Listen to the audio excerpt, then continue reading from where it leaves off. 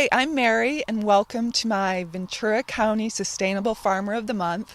And today I'm in beautiful but foggy Ojai with Johnny Fontaine, the farmer of Rio Gazo Farm.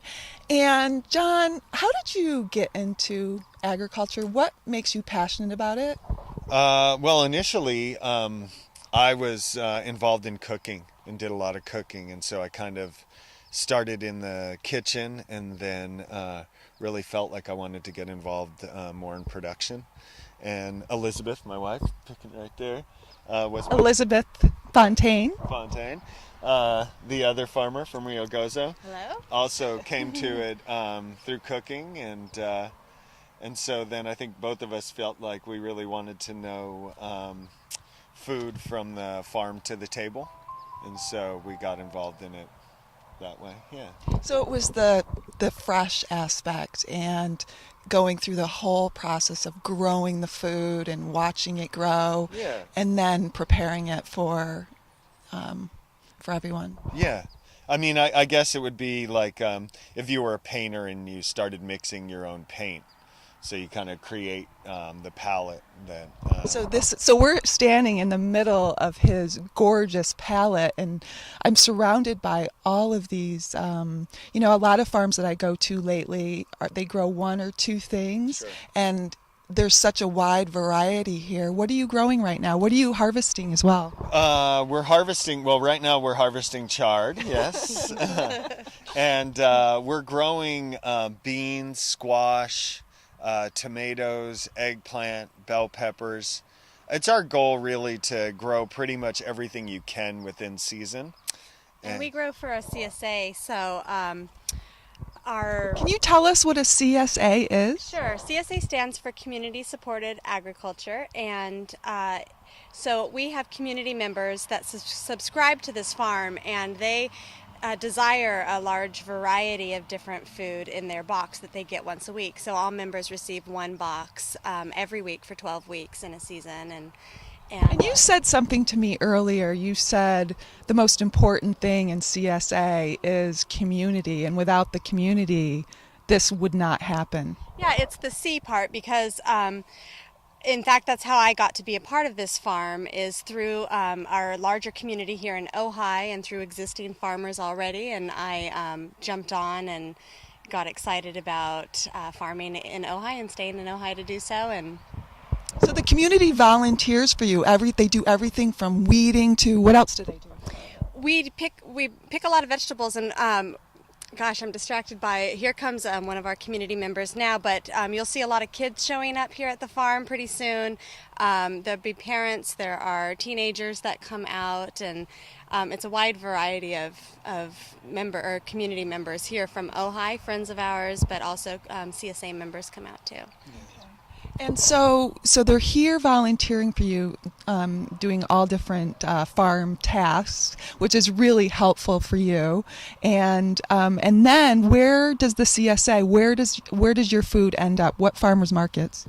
We actually don't do any farmers markets. We exclusively do the food for the CSA group, but it ends up at a place called the Art Barn in Ventura. Okay. And they also are pretty much a community group, and they do counseling, and they do like network support for a lot of different things, but primarily for children who are being raised by people other than their parents. So something has happened in their life, and like maybe a brother stepped in to raise the kids, or an uncle, or something like that. And they're a diverse group, and I think that, to harken back to what you were talking about, I think that diversity is really what excites us the most. So diversity of our community, the diversity of our crops, and all of these things are what provide kind of a healthy backdrop for both community and for farms and stuff like that. So with the diversity also comes like renewed passion and looking out across the field. We have to collectively know how to deal with all these different types of plants. They all have very specific ways they want to be grown, handled, produced, picked.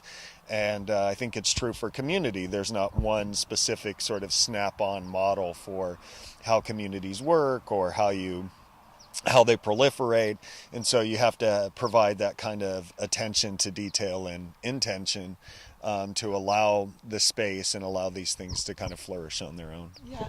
So many people think growing food and growing vegetables is easy, but what you just said, every different plant needs very specific attention, and you need to know how to take care of it. So thank you for that. That's part of being a wonderful farmer. Yeah. I mean, and then I think not only the picking aspect, but we provide, Elizabeth does a lot of our blogging and recipes. So it's one thing to get it out of the field. It's another thing to make magic with it and put it on a table. And then again, so you've picked it, you've packed it, you've grown it up, and now it's on a kitchen table. How do you make it into something good, into something like, how do you create magic with zucchini so your kids want to eat it, kind of thing, Yes, and I noticed, because I am one of your Facebook friends, that you are continually doing many different activities and dinners, and you really don't just talk the talk, you walk the walk, and you are providing the community with fresh made foods. Can you tell us about some of the local dinners that you've had recently? Sure. Well, just last Thursday we worked with Kat Merritt from Totally Local VC, and she pairs farms with chefs in Ventura County to raise awareness of all things local and good in Ventura County, including, I think it sounded like one of her primary goals was to get medium-sized farms back in Ventura County, or at least promote that. Yeah, and in the context of those, I mean, it can be really easy for us to become isolated and for our community to become sort of insular.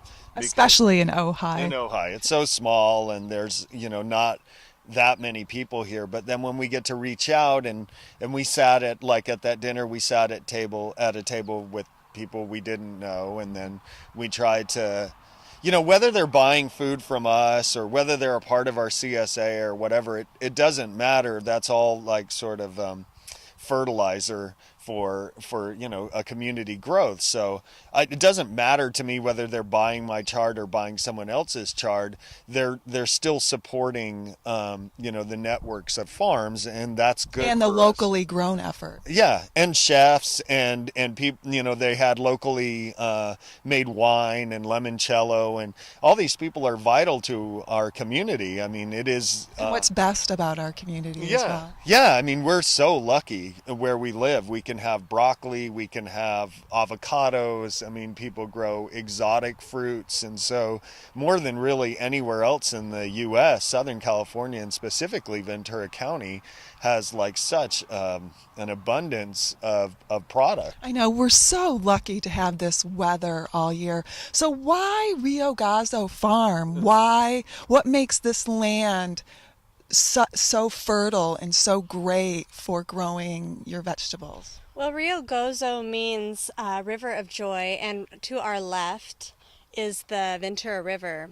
It's the only intact watershed in all of Southern California, as far as I understand. And this weather that you see right now is actually coming in from Ventura, traveling up the river. A lot of the ocean birds are out here on the farm every day, and they make their way here, and then they make their way back.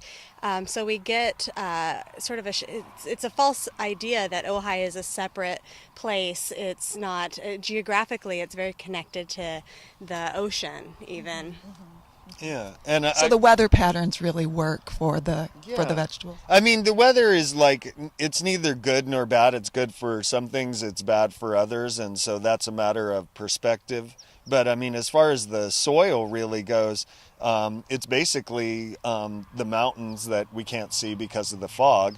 But over millions of years, this was an alluvial floodplain, and this was filled with silt and soil. And so every time you're eating a vegetable, you're eating soil and topsoil that was made millions of years ago through very dramatic weather shifts. And we have the benefit now of having that sort of changed.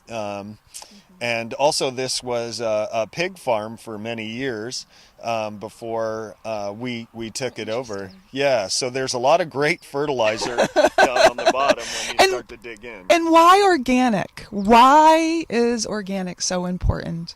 Well, I mean, personally for us, I don't think there was ever like any kind of, we didn't sit down and do pros and cons on it. It was just, this is what we were going to do. But I think as far as a community goes and as far as what we believe is important to both the county and the planet at large is that we don't want to do any harm is basically is our premise. So what sustainable efforts do? You use good bugs? Yeah, well, we don't use any animal inputs. So therefore we can make sure that there's no pathogens and people don't get sick from our food from other fertilizers. But I think primarily for us as a focus is that we want to be stewards of this land, and the thing that would really trouble us is if whatever farmers come after us on this land were to look at it and say these people just abuse this precious resource. And water is important and oil is important, but you can't make new topsoil. It takes millions and millions of years. And so we want to make sure that this land is viable for our community. And pristine. You want to keep it pristine. Precisely. And we couldn't have our community out here if we were using the chemicals and the pesticides. We couldn't have my nephews or any of the children out, around chasing the bugs. There probably wouldn't be bugs for them to chase. Good point. I just saw one of your younger volunteers go by. He must have been about 8 or 9 years old. And why is it so important for us to teach the younger generation about agriculture, and what do you want to pass on to the kids?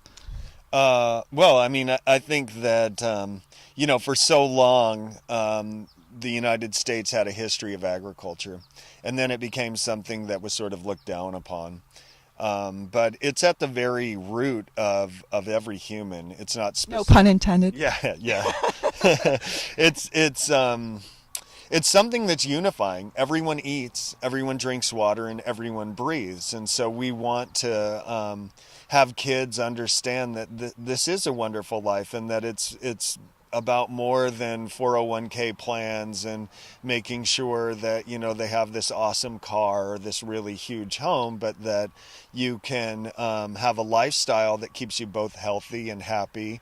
And I think that, just with the birth of social networking and things like that, I think that at the very base of that is that people want connection and they want community, and people want to grow up around the people that they love, and they want to see them on a daily basis. And so, I mean, here at our office, we're able to see our nephews, we're able to see friends, family members, that kind of thing, and still make money and live, and we can eat, at the end of the day, what we've produced, and basically our energy and intention. And we forget sometimes that we are natural beings, so connecting to nature is very important. We're going to ask you some more questions about your CSA, but thank you so much, Elizabeth and Johnny, and thank you here at Rio Gozo Farm in Ojai. Thanks.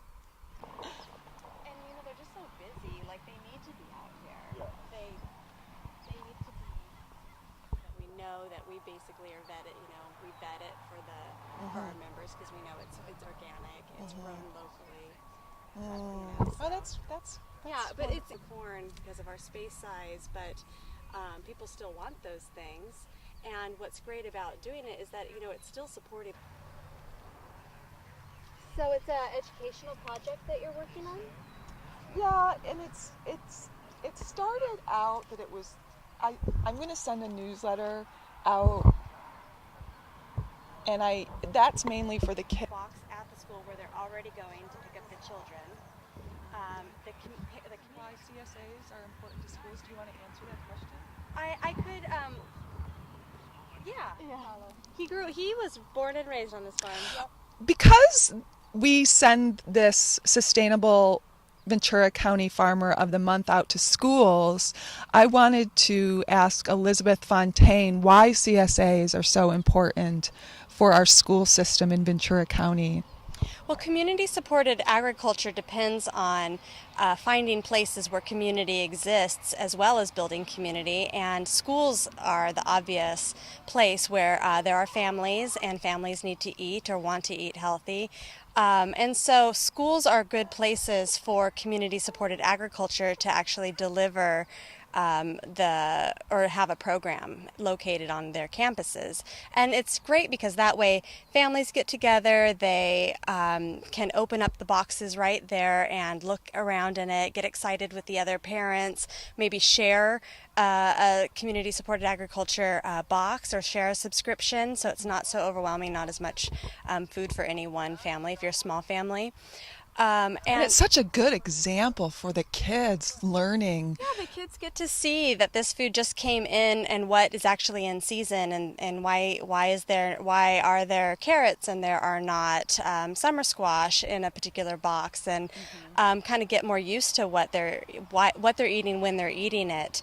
But also we're interested in the aspect environmentally of our program helping to reduce the carbon footprint and delivering a box of vegetables to a place where parents are already going to pick up their children and then at the same time pick up their vegetables. It's one less trip in the car, one less strapping the child into the car seat.